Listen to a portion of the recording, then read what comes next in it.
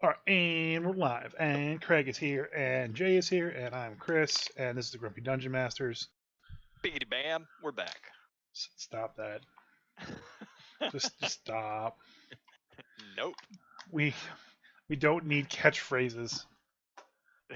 We're grumpy. We're not like sports fans with like yeah. I don't know how sports fans Yeah, work. sportsball. Yeah, I only watch UFC. I don't really do sports. Although I was a big hockey fan for a long, long time. And if I lived up north still, I would still play hockey. So, My wife decided to watch the Bills versus somebody else game tonight, uh-huh. and I think the Bills lost or whatever. I don't know. I didn't watch. I was in Right. the other room. But we were talking about it over dinner. I was like, she's like, I can't believe the score has been 4 minutes and it's already 3-0. I was like, that's just a field goal. She goes, you know what a field goal is? I was like, yeah. Um, we have to pass a test every year to continue to be a man. So if we don't know how all the scoring in football works, we immediately lose our man card. She's like, Yeah. how much is a safety? I was like, 2 points. She's like, holy shit. Yeah. It's amazing, I know. Yeah, like I'm not a big sports fan, but I grew up playing sports. I understand the nuances. I watched sports, you know, pretty continuously my whole life on and off. So. I was turned away from sports regularly by my parent. And like, you shouldn't play football. You're just going to hurt yourself. You shouldn't play basketball. You're just going to hurt yourself. You shouldn't do this sport. You're going to hurt yourself. So, you just end up with an introverted child who doesn't have any friends throughout all high school, and then he LARPs when he's an adult. So Okay, that's what. you found all you did was find nerd sports. I mean, that's all it is. Tell me I'm wrong. Tell me I'm wrong. Like LARPing, at least our LARP is fucking nerd sport. It is. It's essentially. You take Dungeons and Dragons, you combine it with some version of a sport, and you get what we play. It's the best way. It's paintball cosplay. Yes. Yep. Paintball plus cosplay equals LARP. Oh, Even though we don't paintball, but anyway. So yes, this is not Grumpy Sports Fans. This is Grumpy Dungeon Masters. So we have to talk D&D, unfortunately. I'm sure we would love to sit here and regale each other with tales of all the sports we don't know about. I couldn't even. I I did invent a sport for my D&D world. well, Yeah, it's called Wallop Bam Stompy Stick. It was invented by gnomes. Big surprise. And basically, it's kind of like football. You have to get the thing from one end to the other end. At the same time, you're trying not to get killed by wizards and fighters and everybody else. okay. Yep. I could go into a lot more details, and maybe at some point I will actually write up the whole system for in-game usage. I haven't really done that, but I had the whole idea in my head, and Wallop Bam Stompy Stick when I was running the Gnome campaign was a big thing. Like one of my players created a character. We've all met the sports fan that they go to the game and they paint themselves up in the colors of their team all year long. They wear their fucking jerseys. So he made a character that was that.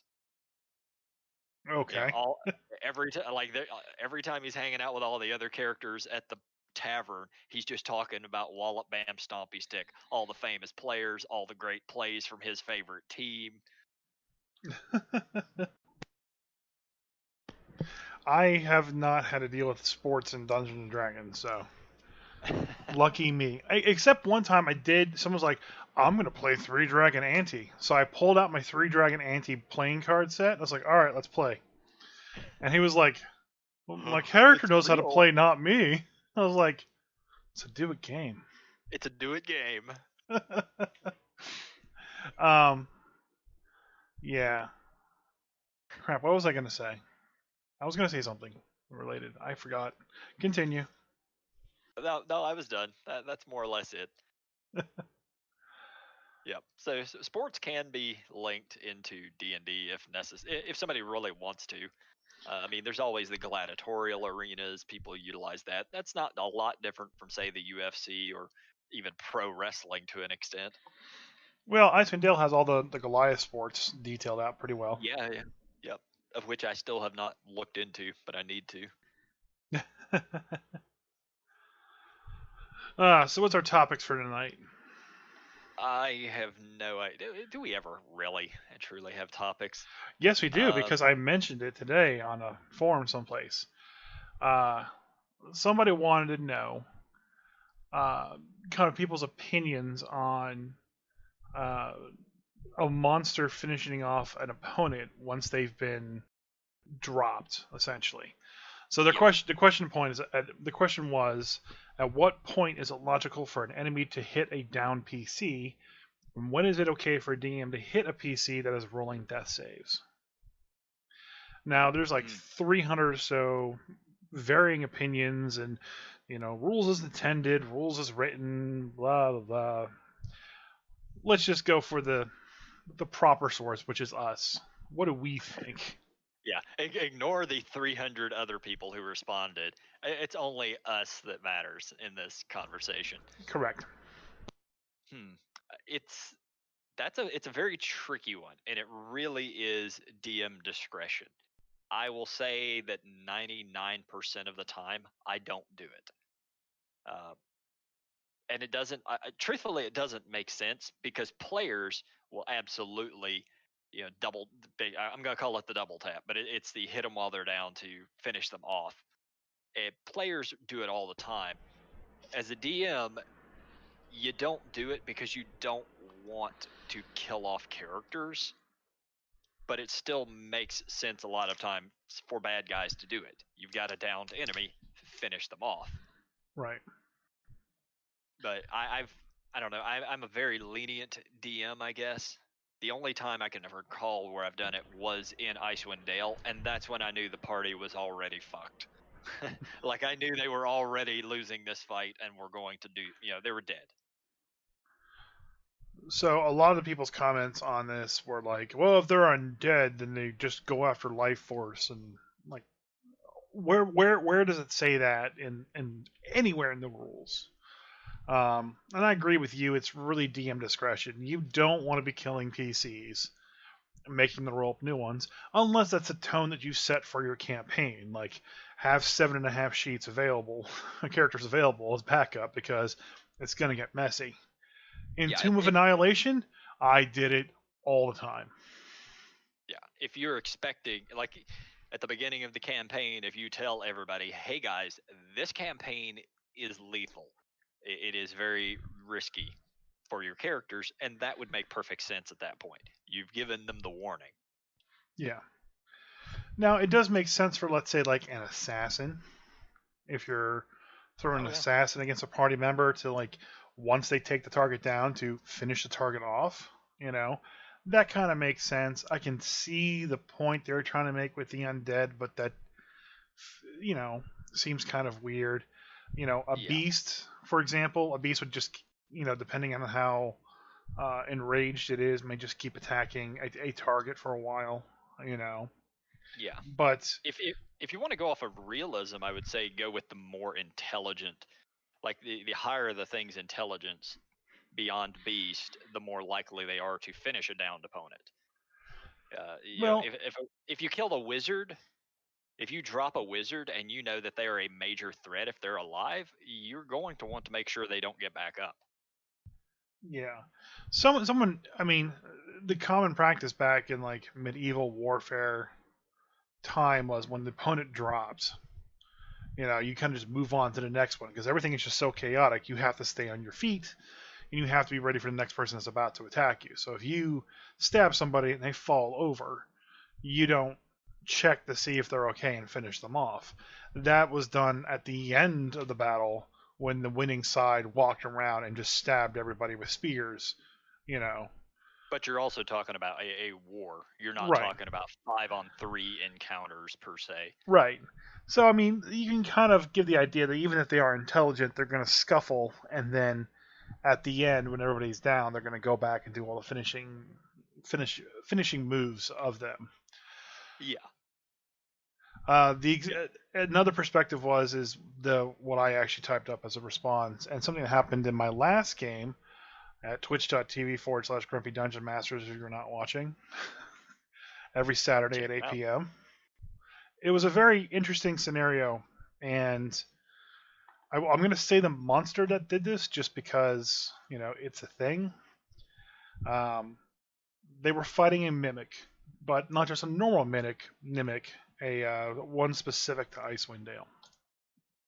And it does its pseudopod attack, and if it hits, you're grappled. And then it follows up with another pseudopod attack, and then a bite.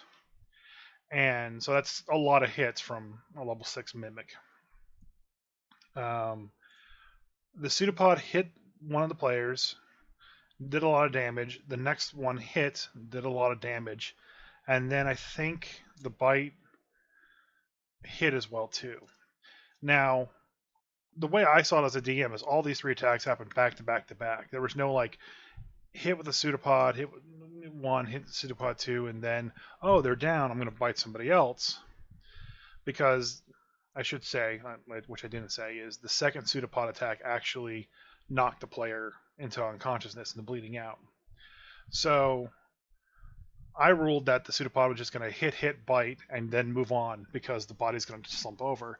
But I didn't do the whole that bite is a critical hit because they're unconscious, because I just felt that was kind of like unfair and just gave them 1 death save instead of the 2 that they would normally take.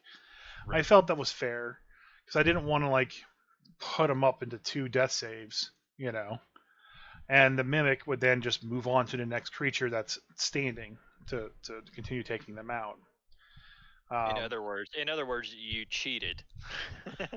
Well, you used your DM's prerogative to give your player a chance to not have a dead character. Right, and it's a good thing I did because when their turn came around, they failed a death saving throw, so they would have been dead. Maybe actually, we have a new cleric now, and I think he has Revivify, or at very least Spare the Dying. And the situation that they're in. He was like, "Well, we can just, I could spare the dying, and then we could just go back to 10 towns and res them." I assume you can get. I assume you can get resurrection there. You can't bring Shandir at their temple. Yeah, I know they have the temple to Lathander. I would assume that the clerics there are capable of resurrection, but Raise Dead is 4th or 5th level, so they have to be reasonably high level clerics. Yeah. So I think there is a thematic time to do a coup de grace or some other kind of attack on a player. Back when I was doing 4th edition, there was a scenario where like there's this big main room, and then attached to the room on either side are like these like U-shaped like hallways, okay? And on either side of them, basically there's two sets of doors at the top of each of the U's that connect to this room. And the players had to kind of like run through the U's and were chasing around, I think, a bunch of Kenkus. It was Kenkus or something, another small creature, small but intelligent creature. Kenkus are not small; they're 5-6 feet tall. Small and quote unquote small. Okay. I can't remember what the creature was. I think they were Kenkus. So, anyways, one of the players had entered the U-shaped hallway because the door was open, and immediately got dropped by 2 of the creatures. The third one, on its turn, closed the door and locked it. Okay? Dick. That's such a dick move. Yeah, everyone at the table thought it was a dick move too. And then they all turned around, and the rest of the team couldn't get through the lock or through the other door to run around the long way of the U to get back to the PC before I stabbed the living shit out of him. Now, was that unfair as me as a DM? I don't think so. No. I mean, you're fighting assassin-like creatures that had where they've peeled somebody off the party and blocked them from anyone else getting to it, and they could take one out. They don't want to Yeah. die. And there's the crux of it, like that, or that's sort of the whole deal. If you're fighting intelligent creatures, they don't want to die any more than the characters do. Right. So if they are able to finish one of them off, specifically by closing a door and then stabbing them to death, I don't see why they wouldn't do something like that. The monsters are not mindless a lot of the times. They have thoughts. They have their own interests, their own feelings, their own beliefs, and so forth, and they need to be thought of in combat that way. If all you're going to do is just have these things march forward and die one after the next, that's probably doing it incorrectly. I mean, there are creatures like that do that. Yes, there are. There are. I might allow goblins or something of that nature to, and even though they are intelligent, they're still very, very chaotic. Yeah, goblins are meant to just overwhelm you with massive numbers, Yeah. but kinkus are, I I wouldn't imagine them as being chaotic to that extent. They would think about their actions ahead of time. Yeah. Definitely. And that may play a part to it. I could have also ransomed off that player's body. To let those guys escape. I don't remember why I didn't do that, but there was a reason as to why I didn't do that. Yeah, I mean that's another option. I probably wouldn't have thought of that, but that is another option. Yeah. So I mean, it really, you don't want to kill the players. You don't want them rerolling new characters unless it's a precedence that's been set. And then at the same time, you have to play monsters smartly. And if it's a mind flayer or something along those lines, yeah, it's probably just going to kill the character and move on. But I'd say most of the time for your general troops, even of average intelligence or even a little bit higher, they're just going to knock someone down and keep moving. And that's what I would go with for most creatures. The vast majority of encounters, I would do it that way. If it's the big bad evil guy that they've been tracking for 10 levels and they finally get a shot at him, that big bad evil guy is probably also going to try to kill those characters. Yeah. I mean, at our LARP, the monsters that go out into the field to fight the player base, the general monsters, are not killing blow active, as in they won't kill the players if they knock them down. But if you go in a module or you fight a field battle where the big guy shows up, you can pretty much guarantee that the monsters are going to be killing blow active and they're going to kill your PC the second they drop it. Yeah. So that's part of the risk reward. If it's just kind of meaningless trash, then probably not. But if it's a big bad, then definitely. And people who are in fifth edition, who are new to D&D and playing fifth edition, they don't realize how kind of good they have it on that. Earlier editions, if you were down, they would attack you, and when you got to -10, you were just dead. Yeah. And it's so much harder to die in fifth edition than it was earlier editions, and maybe fourth was the same as fifth. I am unsure. Fourth was similar. I think the death save system was exactly the same, except you died at half your bloodied value, or you died at bloodied value negative, which is half your hit points, because the hit points in that game were drastically higher than fifth edition. Yeah, third edition's hit points were a lower total, and second editions were ridiculously low. I was looking back over those, and it was pretty common to see a 20th level wizard who would have 40 something hit points. But yeah, like third edition, if you got to -10, you were dead. And second edition, by the rules, when you hit 0, you were dead. Mm-hmm. Now, everybody sort of home ruled and implemented the -10 during second edition, just because they understood it was so damn easy to kill off a character in that game. Yeah. It adds to the drama to have a time period when someone drops, we will go pick them back up. Yeah. Yeah. Yeah, yeah. I mean, given them and the possibility that maybe they just took a really solid blow and they'll stabilize out of it. Because I mean, you're rolling death saves. Maybe you're going to live, maybe you're not. It's roughly 50-50 chance over the course if nobody touches you. So, do you actually do death saves with NPCs? No. Most of the time, I don't. If it's a big bad evil guy or maybe one of the important minions, I will. I was running an encounter in Icewind Dale this past weekend.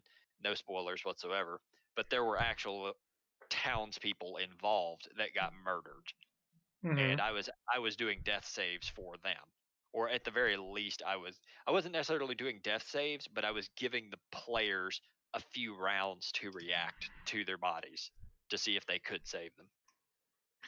I usually wait for the thematic time of like, hey, you guys are going after this guy. You're swinging down on them.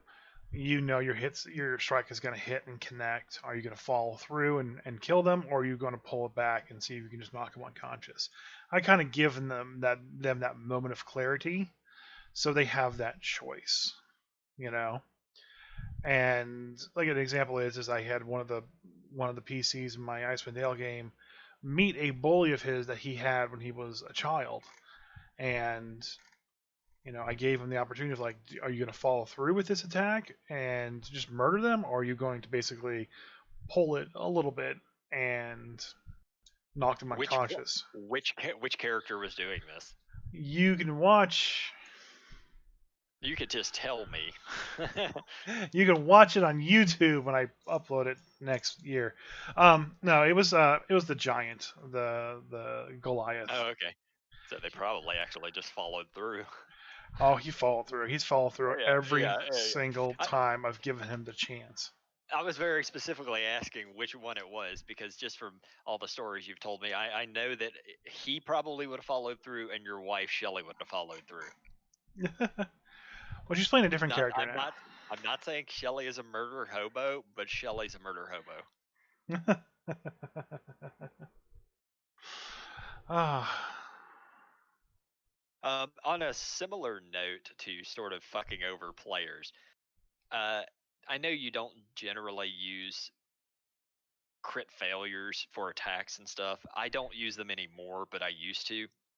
So I came across a story of a dungeon master who uses critical failures. So if you roll a one, he uses like the third edition. So it used to be for a critical hit in third edition, you would have to basically confirm the critical, or you would have to roll to see if it hits. If you roll the nat 20, you then have to roll again, and if it's high enough to have hit them, you get the critical damage. can So I he can does. can I stop you right there? Yes. I fucking hate that rule. If I have to sit at a fucking table and someone pulls that shit on me, I will immediately fucking leave. Well, Fuck it you. wasn't it. Fuck It that rule. wasn't as. That rule is the worst fucking rule in all of D&D ever fucking created. It All is right. Well, absolute bloody trash to go, all right, you have a 5% chance of getting a crit. Oh, I'm sorry, you got a crit, but it's not really a crit because you have to do this and to roll it again, and then you have to also get another 20 for it to be a crit, or else it doesn't hit. Fuck you. now Fuck the now can I? person that I played with years ago who pulled that shit on me when I'm playing a fucking rogue. When I finally got a crit, and he was like, okay, you have to roll to hit, see if you would hit again. And I roll like an 18. He goes, okay, well, it's just a normal hit. You didn't actually get the crit. Fuck you. Fuck that rule. I hate that rule. I hate it so much. I have a. Oh God, I hate it so much. It's like, here's a great thing for you as a player. Oh, I'm taking it away because haha, I'm the evil GM. It's the worst thing. I don't know if that's the base rule in third edition. If it is, I'm never It playing is. third edition because that is fucking stupid fucking rule. Yeah. Okay. It is the rule. Now let me tell you why it's not as bad as you might think. It sounds like you. It sounds like that one time sort of turned you off to it. Critical damage in critical hits in third edition happened so much more because you didn't just crit on 20s. I've told you before, it was possible in third edition to crit on a 14 up. They sort of nixed that a bit with 3.5, but you could still crit on a 17 or higher. So crits were not uncommon. Secondly, AC, once you got to a certain point in the game, did not fucking matter. You were just getting hit no matter what, or able to hit no matter what. Once you were at a certain level, usually like 15th level or higher, AC did not fucking make a difference. Then the amount of attacks that you could do in third edition were far greater than they are in fourth and fifth. I mean, I played a character, mind you, this is beginning like low end epic level, but I was making 10 attacks a round. So you understand, it sort of balanced itself out. It was not hard to fucking get crits in that game. Anyway, when you're playing a level 3 character and you get one attack and you hit a crit, and then they go, oh no, you didn't really get the crit because your follow-up roll to confirm the crit didn't hit, so your attack missed. What's the point of even having crits? Then just give it to them. Then just give it to them at level 10, saying you can't crit at all until level 10. Anyway, it's an old edition. It's gone. It doesn't matter. But that is how it worked. It's so horrible. Why would you take something from the player when they get such a marginal chance of getting it? I mean, later on, it's not marginal. It's fucking common. It sucks in the early game, but everything sucks in the early game. Anyway, so this DM that I read the story about also uses a critical failure table of something similar to that, where it was just this big to do where one of his players got pissed off that he did it to them, because he rolled a 1 and then he rolled another 1 directly after it to confirm the failure. I mean, I think if somebody rolls 2 1s in a row, yeah, all right, sure. What he did was he just had the guy's bowstring break. That's it. When I was playing second edition and even earlier third edition, like if you fumbled, man, I'd have you hit your fucking partner. I would have your sword fall out of your hand and bounce 10 feet away. So, if the dude's bowstring broke, that's whatever. I think crit failures is something that newer DMs all think is like, well, why aren't I doing this in the real game? And then at the end of the game, it doesn't add anything fun to the game, and it just delays the progress of the game more. It is sort of a holdover from some earlier editions, but it adds more realism per se, because combat's messy. Sometimes you do drop your weapon. Sometimes your bowstring does break. Yeah, and I get that, but it doesn't. It's too complex of a system to matter.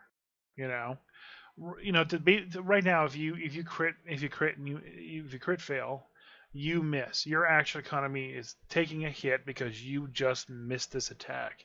And in 5th edition, the way it's kind of balanced and built with action economy, that's pretty devastating. It's devastating to miss one attack. And to add another detriment on top of it just seems like, rubbing salt in the wounds, at least for 5th. If you're playing, though, a system and you're having fun with it and there's a way to push off crit misses, maybe. But I don't know. It adds a layer of just complexity. I don't think is needed. Yeah, no, I think that's a valid argument. With 5th edition specifically, it's probably a bad idea to do critical failures just because of the fact that the action economy in 5th edition, that is massive. It really is. Like, you have such a limited amount of actions you can perform in a round. 3rd edition, it was fine because you could do all sorts of shit in a round. Like I said, 8, 10 attacks later on. Even early on, it's 3 attacks a round's pretty common. Yeah, and I get that. It's like the beginning of Goblin Slayer, where you had that group of kids and the kids going into the Goblin Cave with a long sword, and it keeps hitting the roof of the cave with his Yes. longsword. Yeah, I get that. I mean, that happens, but that is not a crit fail to me. That is, you missed your attack. This is why you missed your attack. It's because your sword hit the roof of the cave. You know. You could easily just give descriptions, and honestly, I like giving descriptors in combat. Uh, I give it specifically a little more about, oh, you cleaved this goblin in two. You lopped off its arm and it fell over. I don't really do the you swung at it and it deflected off the wall or something like that per se. Yeah, and just the guaranteed miss. Especially with how AC works in fifth edition, where like natural armor is anywhere from like 12 to 15, maybe 18, and like at level 5, I'm looking at a character sheet from one players right now, and he is plus 8 to hit. That's that's a 4 better for like a bear, essentially. Yeah, and there's a lot of low ass ACs in fifth edition too. So I would say if you miss in fifth edition, it's a critical miss. It's just like, yeah, you're that bad. Yeah, it makes sense because the ACs are lower, but so are the amount of attacks. I mean, only fighters ever get more than 2 attacks around, really. So one thing I did try to do in one of my games is I try to borrow from the Force and Destiny system, the Star Wars Fantasy Flight game. They had a critical hit table. Okay, I may have explained this before, but I'll explain it again. So like I think yeah, but go ahead. I don't recall it. So. If you as a player get hit with a critical attack, you have to roll a D100, and then you are subjected to an effect on this table. Okay, and the table, is 1 is hardly anything, and 100's pretty bad. And so it could be anything from like in 5e terms, like you have disadvantage on your next attack, you have disadvantage on your next skill check, you have -2 to your next attack, or like you're blind, or you get knocked prone. I would rather move a negative effect away from the critical miss and move it to being hit critically in game. That way it's not just they're dealing extra damage to you, but like this is how you got that extra damage, and this is why the effects of it. And there was things in there too, like your weapon you get disarmed and stuff like that. The system basically is every time you get crit 2, you would add 10 to your dice roll, and if you were to roll above 150 cumulative, your character just outright dies to that critical hit. And okay. So but you would have to on average take like 6-8 critical hits to add plus 80 to that D100 roll, right. for you to get past that 150 mark and actually die. So it was neat. I used it in a 5th edition game, and I think it worked out well. But then again, it's back to the whole critical miss table. It's a layer of complexity that just kind of slows down the game. That's not really needed. I've played a lot of other gaming systems, and there was one Boot Hill. Way back in the 90s, I played this thing, and it was Wild West Cowboys game. And the system, it was the most lethal goddamn system I've ever played in. So not even critical hits or anything, but just getting hit had a very high chance of killing you. So when somebody would shoot at you or whatever, if they managed to land the hit, you would then roll percentiles to see where you were hit at, and then you would roll percentiles to see the effect. So if you ended up getting, obviously the body is the most likely place for you to actually get hit, and then there's 15% chance or something that just outright kills you. The head, I think, was about a 15% chance or so of getting hit. But if you get hit in the head, there's something like a 70% chance it just fucking kills you outright. So it was like, I played that game for a few years on and off with my brother and some of our friends. And he had the longest living character through that campaign. He survived 4 game sessions. Yeah, I mean, the system's built around it, then that kind of makes sense. But I don't know of any edition of D&D that has critical hits table or a critical miss table, in it by default. Not even as a A, variant a rule. yeah, I don't know. I've never seen a critical miss table. I have seen critical hit tables built for D&D, but it's been so long. I don't believe it was anything official. Like this would have been back in second edition. I'm fairly sure it's just some friends of mine who had put together a table for it. Yeah, I was going to say every nerd that I've ever talked to, especially the younger crowd, has always been like, "Here's my critical miss table. You want to use this?" And it's like, critical miss, 10% chance of stabbing your friend via critical hit. I'm like, oh shit! Like, no, I'm not Uh, using these rules. yeah, for second edition, me and everybody else who played second edition had our own homebrewed rules that we all used. I had my charts for God knows what. There were absolutely people I know of who would try to alter the armor class system. Like I remember you telling me the story of the guy for fifth edition, I guess Adventurers League, who had his own AC tables and shit like that, and made his own armor class system. Yeah. Yep. Um, New DMs love doing that shit. Us old fuckers, we don't have time for that. it's like you don't need to reinvent the wheel. This If system it works, yeah. this system exists. You're playing the system. Don't change it. And not saying that you can't change it. Just don't change it. You know. I would say simple homebrew rules. If you're having to make up a chart, it's probably too much. Right. I The mean, only homebrew rule that we use in my game is the potions rule. That you can do it, you can drink it yourself as a bonus action, feed it to somebody else as an action. yeah. That's it. Yeah, There are so many different role playing systems out there that are all just as valid, but they're not as popular. And just yes, go out, read a couple of those. You may find a system that you like better than Dungeons and Dragons 5th edition. You may like there 4th edition more. there are Probably not. absolutely systems I like. There are systems I like a lot better than I like D&D 5th edition. But When I'm lazy and I don't want to have to relearn how to play them. we were talking to Kevin Harding, he brought up his Monster of the Week system, where like it's a D6 system, and the DM doesn't have to make any rolls at all.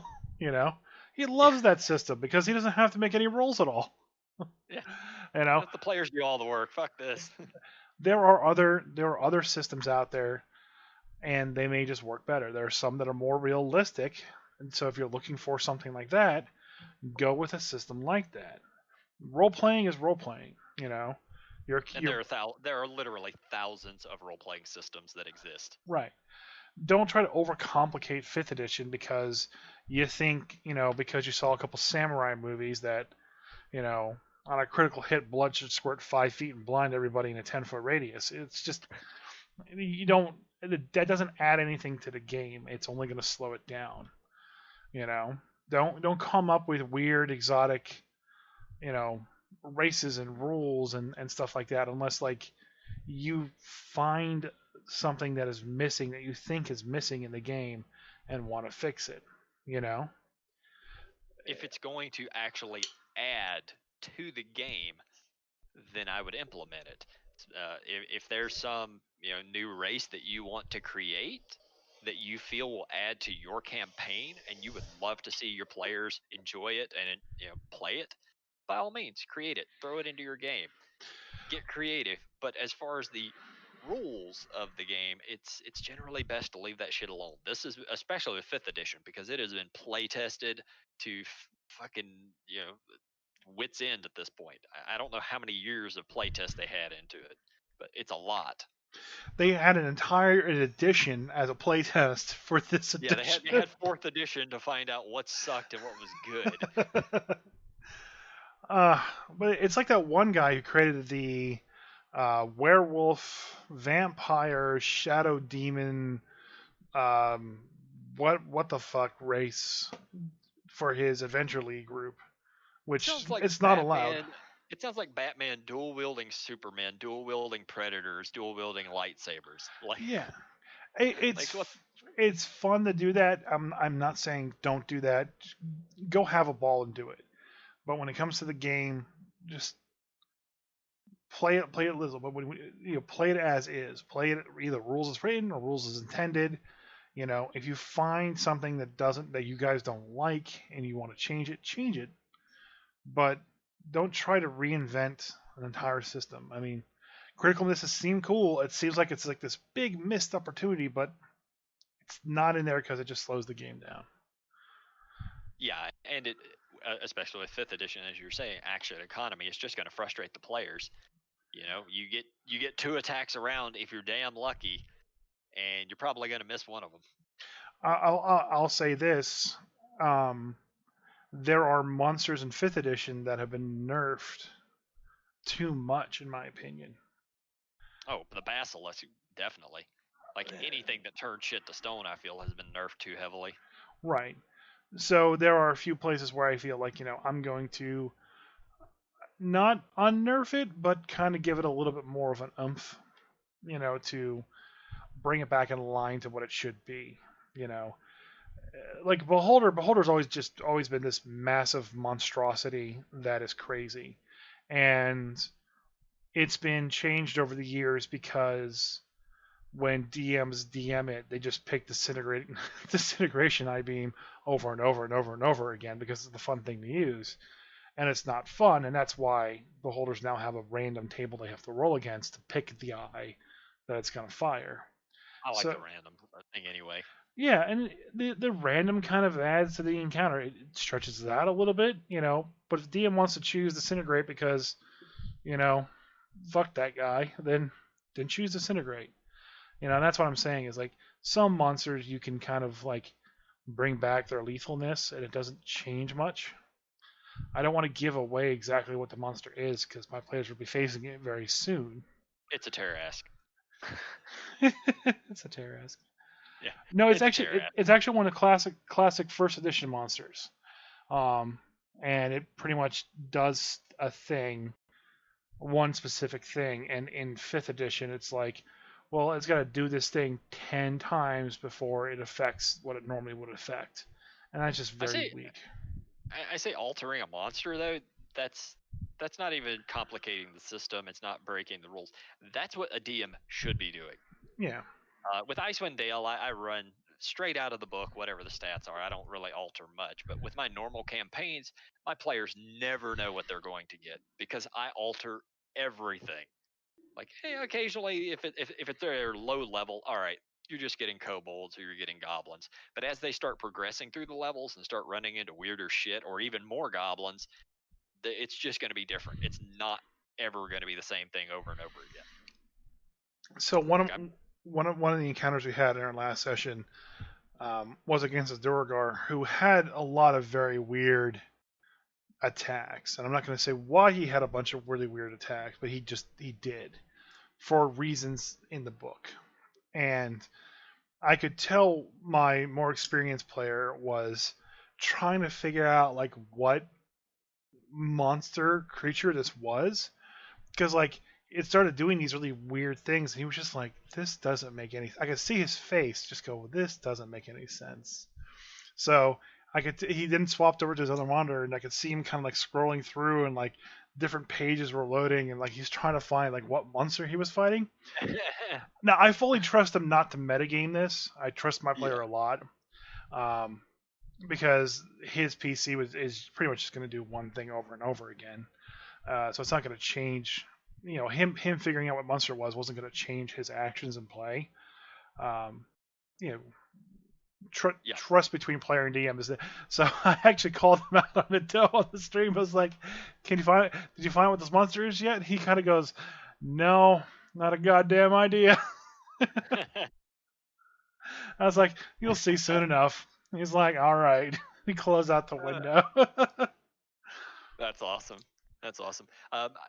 So I have most of my players are super experienced.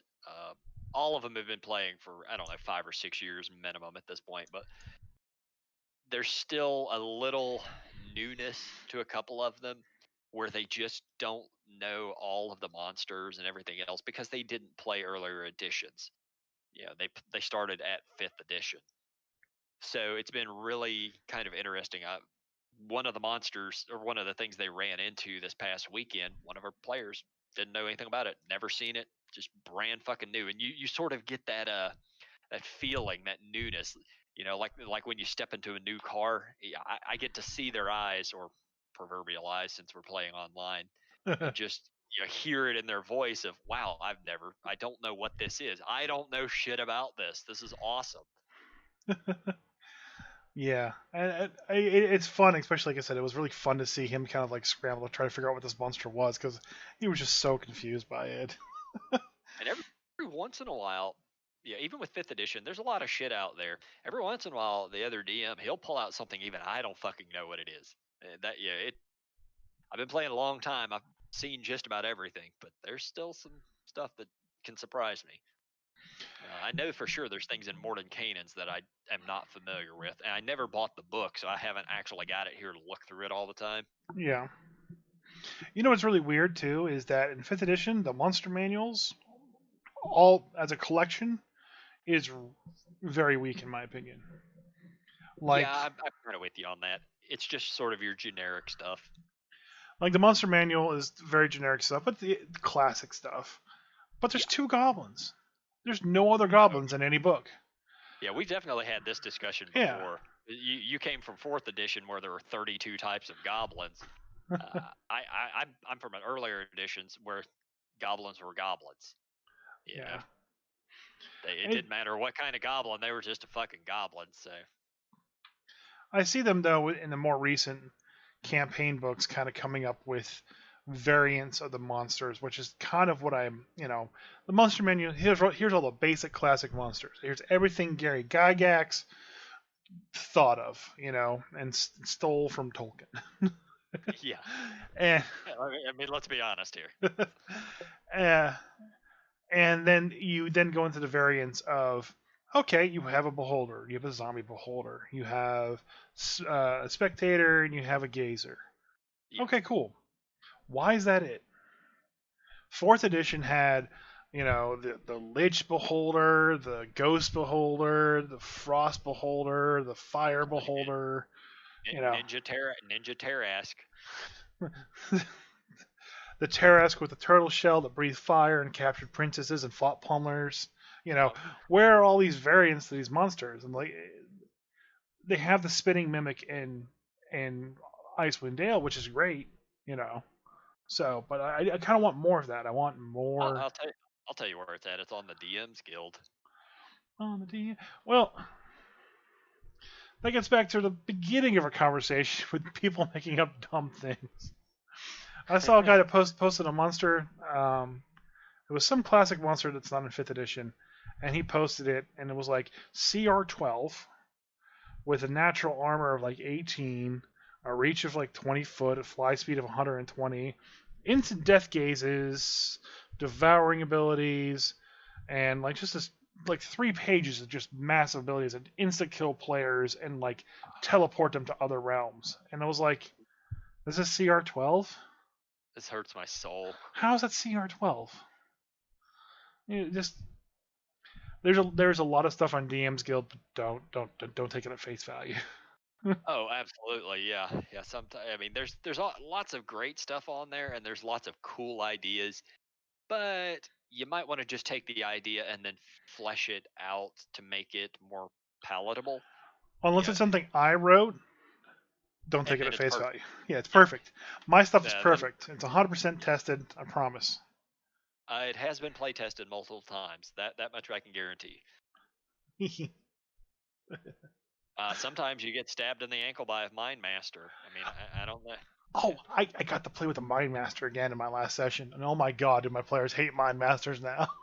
Yeah, my players had never witnessed Mind Masters. They don't like them either. I got up and I stabbed the Goliath in the ankle. I was like, you take 1 piercing damage. He's like, oh, that's not bad. And then you take 22. Then you take 22 psychic damage. That's the most intense pain ever. Starts at your ankle and reverberates through your brain. And he was just like, oh, I hate this guy. Well, don't worry. He attacks again. Crit. Ugh. So, yeah, remember that pain you just had that was the worst ever? Let's double it. Yeah, I know this pain all too well. It damn near killed my spellcaster in Dread of the Ice Devil. I did. What was it? The first attack, it did the 1, and then I think I rolled. It's 46 psychic damage, and I think I rolled 2 6s and 2 4s, so it was Yeah, 21 so a lot psychic of fucking damage. damage. Yeah. And then the crit. Okay, the crit hit. Okay, so I was like 2 piercing damage because why not? And I rolled the 8d6, And then you take fireball damage. and then I rolled the 8d6. I shit you not, it was under 21 damage. It was like 18 total or something like that. It was terrible crit damage. I felt so bad. Hey, it is what it is. Yeah, Mind Masters are little fuckers, and because of the fact that they're only a foot tall, they have that ridiculous AAC as well, so they're hard to hit. I forgot about that the first round. Ah, I didn't. Yeah, my players did not like those guys. They managed to handle the situation, but it was a little tense for a while. Oh man. So yeah, what else do we want to talk about here? We're talking about fireball damage. Fuck the slow spell, by the way. I know this is sort of random, but it sort of trivializes encounters more than fireball does.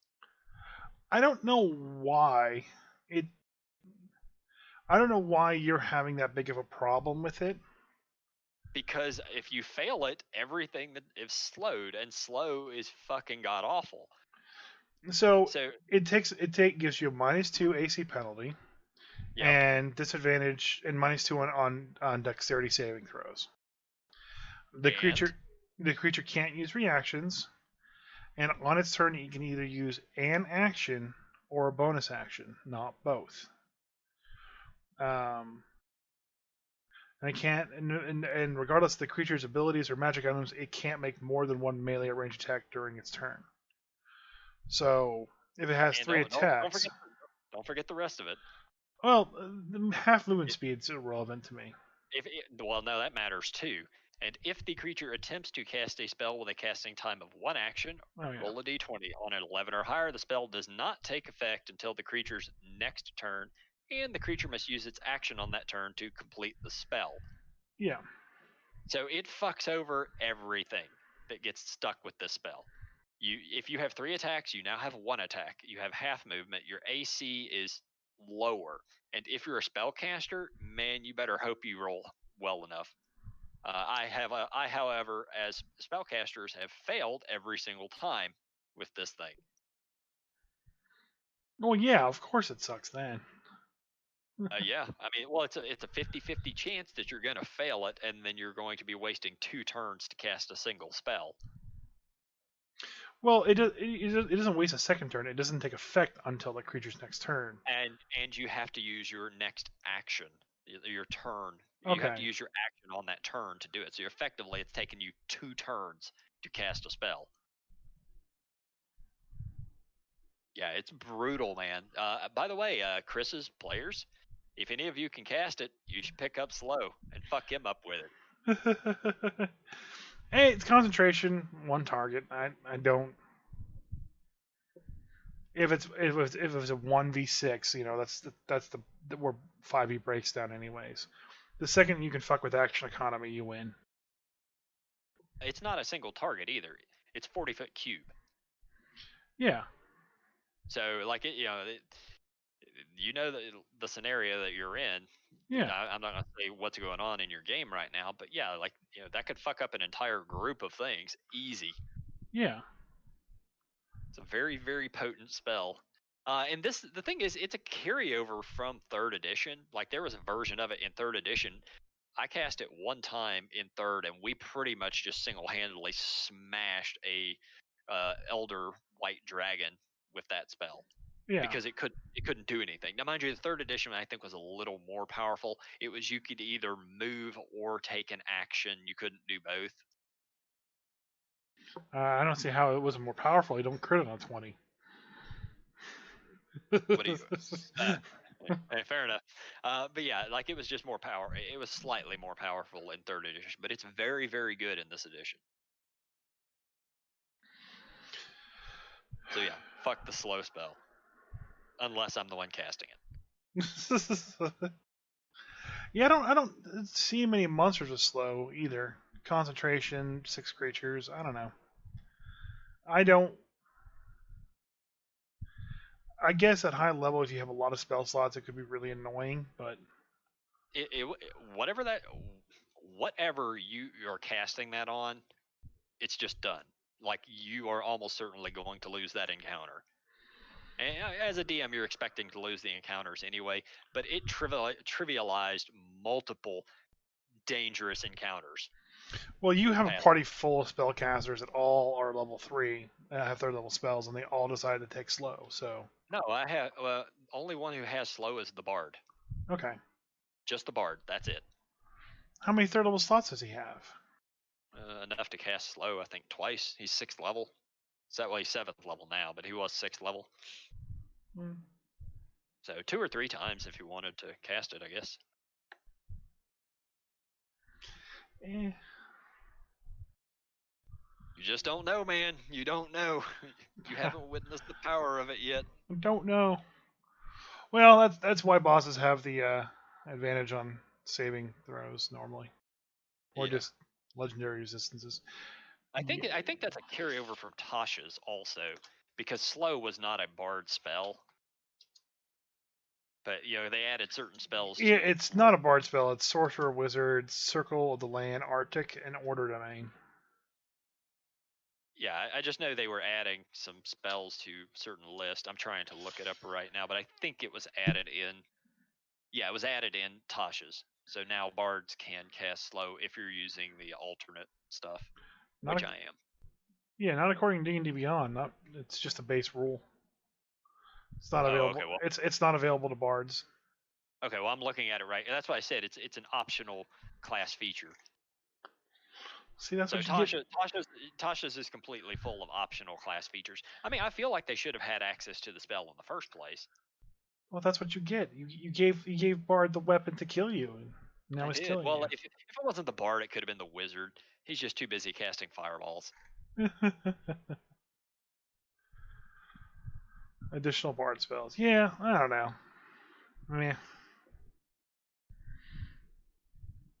Don't give him slow. Well, maybe you'll have to deal with it at some point. No, I'm not going to enable this class feature, so I don't have to worry about it at all. I'll just kill my players with a white dragon. Do you have any wizards? No. Oh well, then you're probably okay. You know what happened? You know what happened to our wizard? He get eaten. The drow killed it. Oh yeah. Oh well. Well, I think that's about it for today. Damn, are we almost at an hour? We are at an hour. Oh wow! All right. All I want to say is how much I hate that rule in 3rd edition. Well, that's why you don't play 3rd edition. I mean, yeah, it was funny too because I just let you go ahead and start your grumping and complaining. I was like, all right, I'm gonna just sit back and let him do his thing. It's been a while since I think we had a proper rant on here, so props to you. That was pretty good. I mean, it's not like there might be a balance to it. I get that. There might be a balance to the rule as to why it is that way. But it's just shitting on the players to shit on the player. This is my introduction to 3rd edition. And I'm playing a rogue, and I finally get a crit after you fucked me over with the flat-footed rule and other fucking weird mathematics. Like, I didn't know these rules. I'm learning the game, and they just bring out all these stupid fucking rules up to me. Like, I wanted to push a barbarian into the room, not like playfully. Okay, he had to pull out a formula to calculate how my push the barbarian and whether or not he would take a step forward or not. That just sounds horrible. It was horrible as a DM. That's why all of us I was a fan of 3rd edition. I loved 3rd edition, and as a player, 3rd edition's fucking great. 3rd edition as a player to me is far superior to 5th edition, but as a DM, it's a goddamn nightmare. It is hard to run. It's not too bad early on, but as you go up in levels, it gets a lot more difficult to run that game. I don't know. It was. I had zero fun that game, like zero fun at all. Sounds like you need a better And DM. and he actually came and played fourth edition with me, and his thing was like, I can just do this. I was like, yeah, just do it. He's like, it's just a roll. There's not like a percentage for a failure. Like, yeah, you roll, and if you succeed, it happens. If you don't, you fail. And it just You have to understand, man. Nerds, we love our charts and tables and everything. Like it's part of nerddom. Yeah, this esoteric knowledge that only we have because we've studied the rules of lore. And fifth edition it's good, it's clean, it's smooth, it plays well, but it does not have that feel to it. oh, So yeah, speaking of rules, like custom rules to make up, I will also admit my failures. I decided to give my players like the uh, cold weather gear that had like the breakage values to it. How did the breakage value go? I'm not even tracking it anymore. I don't think they are Yeah. either. Yeah. So I have with Icewind Dale, I have more or less stopped doing random encounters because they add nothing to the game. I won't say I'm not utilizing encumbrance, but they've more or less been able to trivialize it at the point they're at in the game. So there's a lot of things that were intended for Icewind Dale that I've just nixed, that I'm not focusing on anymore. the variant encumbrance is still working the way I need it to work, whereas they're not like, oh look, here's an 80-pound stone tablet. I'm gonna put that in my bag and keep on walking. Like they Something can't like that I'm not like, going to allow. But most of the gear they just keep it on their sleds. yeah. Well, their sleds are outside of the place, so they can't touch it. Yes, yeah. Yeah, like I have all my players, they have their stuff marked on their sheet what is physically on them, so that's not an issue to keep up with. All right, I think that's it for the this week. Bye, False Craig. ending number 2. So, anyways, no, I'm done. I'm good. Oh yeah, Kong versus Godzilla. Kong versus Godzilla. Okay, so Go ahead. I'll let you have your couple of minutes of telling me how amazing the trailer is. the trailer is amazing. The real villain is in it. It's awesome. I can't wait for the movie to come out. I know it has nothing to do with D&D, but hey, you could totally make a tabletop system where people play kaijus. Yeah, they have that. I'm sure they do, but Yeah. you could do that. Well, I mean, I'd just go get their system and change it. I mean, you ever played Smash Up? I think it's Smash Up. Yeah, I own Smash Up. Yes. Yeah, that's monster. Smash Up's not kaiju though. That's King of Tokyo. King of Tokyo. That's what it is. I can't wait for Godzilla. Yeah, I'll end up seeing it. Maybe I should bring Godzilla my 5e game. Which came first, the Terrask or the egg? The Terrask. Are you sure? Yes. Okay. Bye, guys. Bye.